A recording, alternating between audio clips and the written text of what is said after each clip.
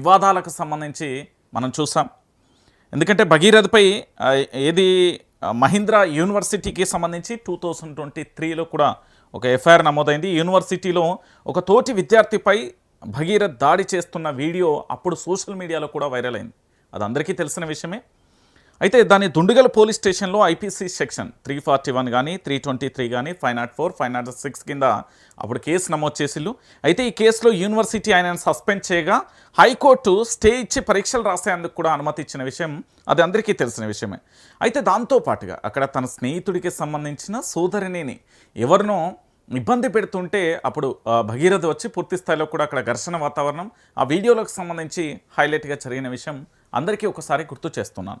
ఇప్పుడు మరొకసారి బండి భగీరథ్ ఎందుకు తెర మీదకి వచ్చిండు, తెర మీదకి రావాల్సిన అవసరం ఏంటి, భగీరథ్కు సంబంధించి అసలు ఏం జరిగింది అనేది కరీంనగర్కు సంబంధించి 2 టౌన్ పోలీస్ స్టేషన్లో బండి భగీరథ్ కంప్లైంట్ ఇచ్చిండు. ఏమని కంప్లైంట్ ఇచ్చిండంటే దాంట్లో విషయాలను కాస్త నేను లోతుగా చదివే ప్రయత్నం చేస్తా. ఎఫ్ఐఆర్ కాపీకి సంబంధించి భగీరథ్ ఏదైతే కంప్లైంట్ ఇచ్చిండో కోంపల్లికి సంబంధించిన ఒక కుటుంబం తనను హనీ ట్రాప్ చేసిందని, వ్యక్తిగత విషయాలను అడ్డం పెట్టుకుని దాదాపుగా 5 కోట్ల రూపాయలు డిమాండ్ చేస్తారనేది భగీరథ్ వాదన. అయితే ఈ భగీరథ్ ఫిర్యాదు మేరకు అక్కడ 2 టౌన్ ఎస్ఐ గారు పూర్తి స్థాయిలో కంప్లైంట్ తీసుకున్నారు. దాని తర్వాత అక్నాలెడ్జ్మెంట్ కూడా ఇచ్చాడు.